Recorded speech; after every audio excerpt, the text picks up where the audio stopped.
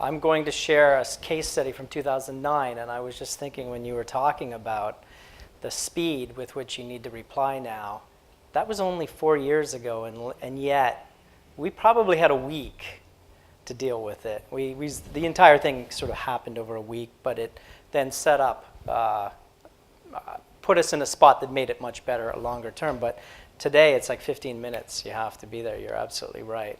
So in 2007, we won the Domino's account. This is in the US.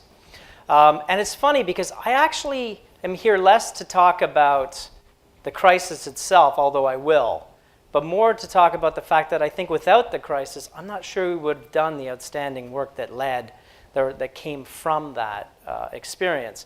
And then I think what it did was actually galvanize an organization to almost find itself and embrace transparency and have courage to then move forward. So I think I actually think crisis can be incredibly powerful. In fact, I think we often do our best work with clients that are either facing a crisis or have just come out of one, or even just someone who's trying to challenge convention. So when they've reached a stage where they think, oh, I have to do something differently, that's when they can actually get noticed.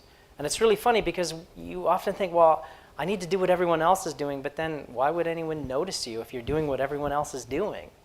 So I almost look the opposite. I think crisis is almost opportunity if you manage it correctly. So 2007, 2008, we were sort of doing work. It wasn't great. It wasn't breakthrough. And then, it was helping the business.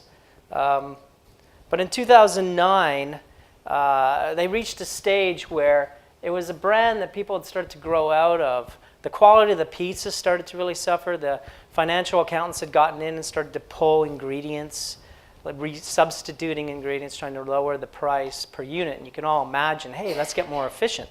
Let's save 3 cents on a pizza, and that will go straight to the bottom line. They actually ended up tied. You probably don't know what Chuck E. Cheese is, but imagine what it would be. It's where kids go for birthday parties. So they were not in a really strong position. And then these guys, I think it was in North Carolina, decided to have some fun with a video camera and YouTube. And they filmed 4 videos and put it up on a blog with them.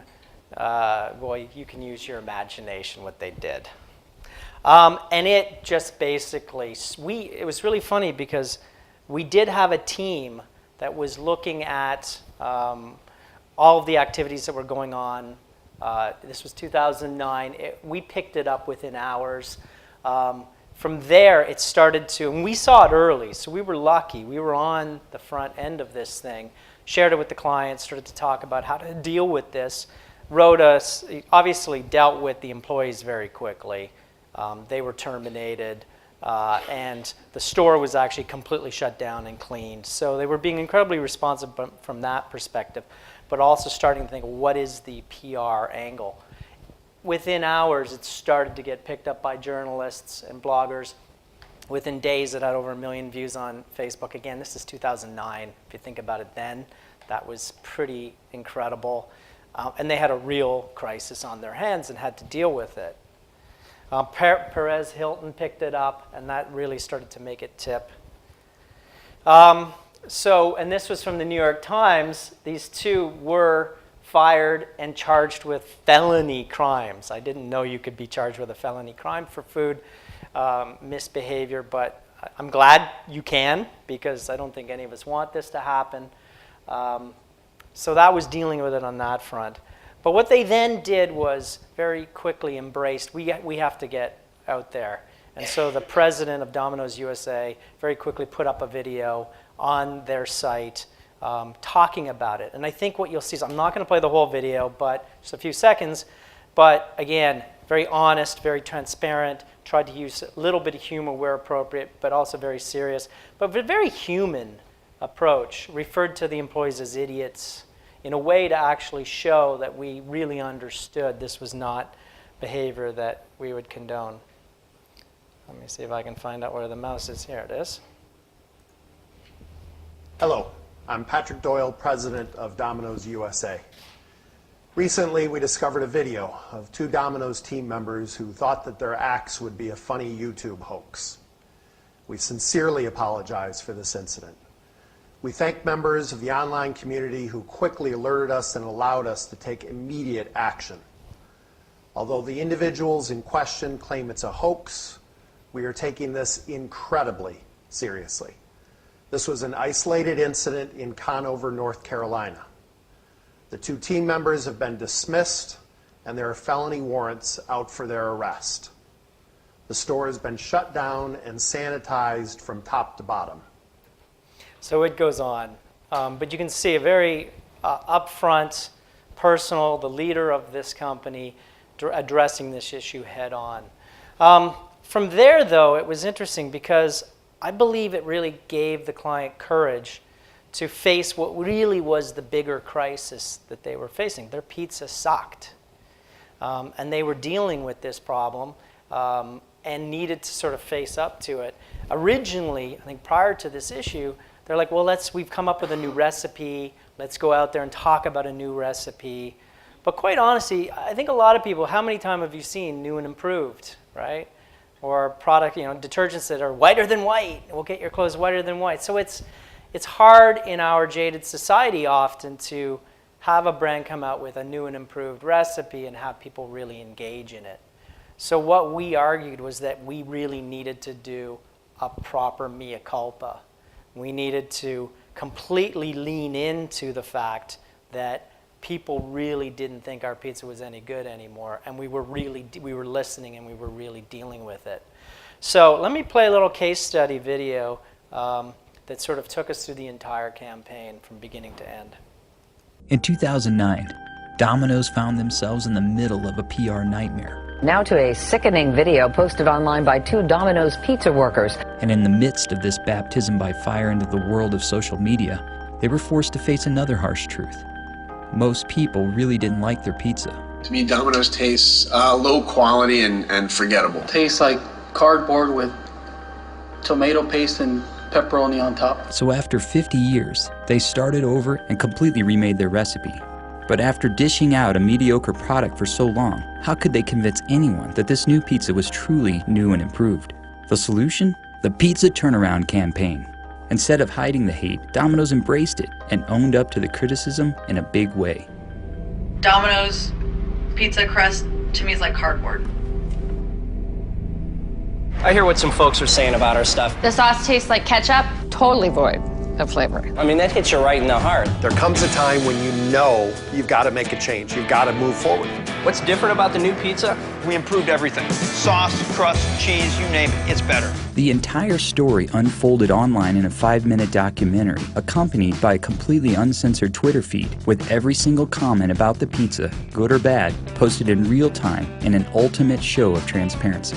Next, Domino's head chefs hit the road and brought their new recipe straight to the doorsteps of their harshest critics. Hey, listen, did you say Domino's crust is a little too rubbery?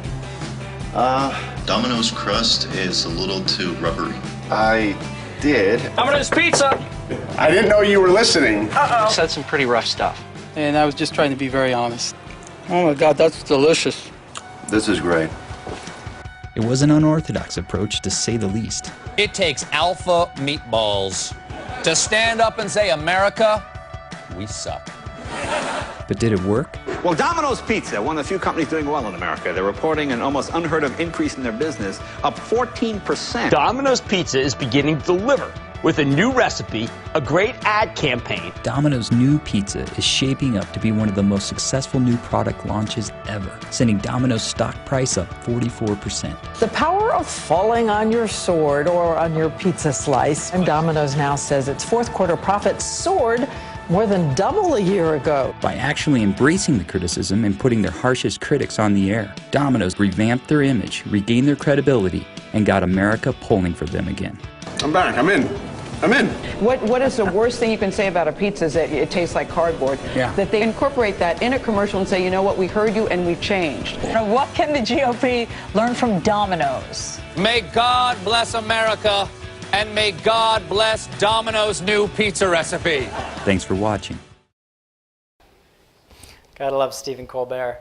But I do think that you would never have seen them really do that if they hadn't had to face an employee crisis. So it gave them the courage. They saw the power of transparency. They saw the power of really connecting with the public.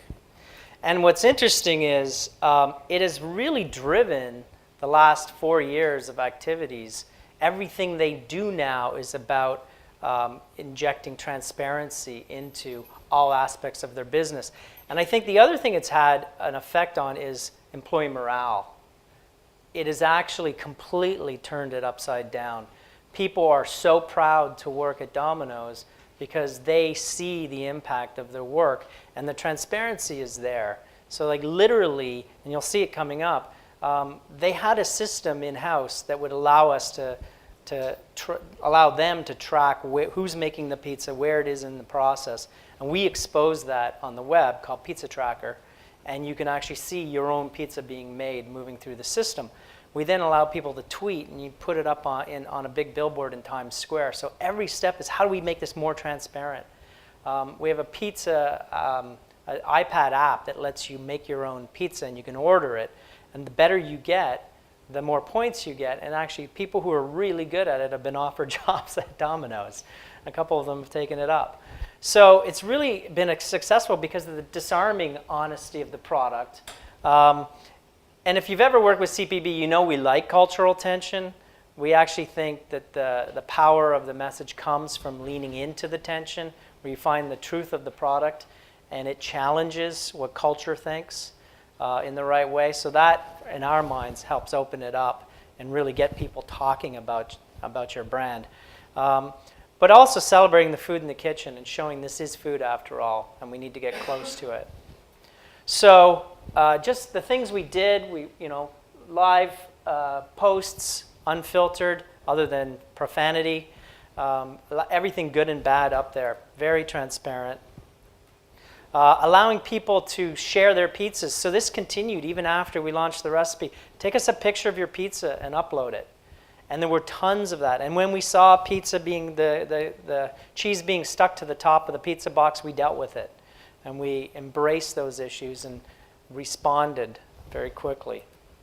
The tracker that I talked about, Domino's Online and Pizza Tracker is the 4th largest e-commerce site now in the US of all types of e-commerce. And allowing people to share that on Facebook so that, hey, I'm tracking my pizza. If it's late, it's late. And they're publishing that too. And this is the Times Square billboard where people could actually push their comments and reviews live in real time in Times Square. And then lastly, this is kind of a crazy idea. You might think it's a little bit boring, but it's, again, sort of the best sign of transparency. We set up 5 cameras in a Domino's pizza to allow you to watch every aspect of making a pizza. And if you lived in that neighborhood, you could actually watch your own pizza being made. Might be a little dull if you do it for a couple hours, but I think it's an interesting testament to the courage they have to expose everything they're doing. Come on. So business results have been amazing. In an industry where 1 or 2% growth is really successful, to achieve 14% growth quarter over quarter has been stellar. So there are lots of great examples on that front. But I think what's important for us is sort of understanding the lessons learned here. So clearly, being engaged in monitoring the social media space and being honest, taking responsibility, all the things I think you'll hear from everybody is important. You also, I'm sure, talk about finding the leaders and being able to have a dialogue directly with them. We were doing that right away, getting Paris Hilton and all the other bloggers engaged. But having an action plan ready, I didn't do this for her benefit. It's true, we actually didn't. I think we were able to respond incredibly fast, and I think responded in a way that led to some really powerful work, but we weren't ready for something like this. And so you do get a little bit of monkey head, absolutely, or monkey brain. So I think that is really critical. But I think what the most powerful lesson I would take away from this is, if you're a leader of a company, you should have a point of view on how your company behaves, what it stands for, what values are important. I think a lot of these problems stem from employees not knowing the values of their company and therefore not knowing how to respond or responding inappropriately.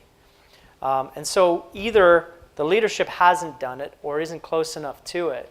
But if you actually are a leader in a Fortune 500 company, you really should be thinking about the values you set, because then it'll happen. Paddy Power is probably a client here you're all probably familiar with. They're one of our bigger clients in the UK.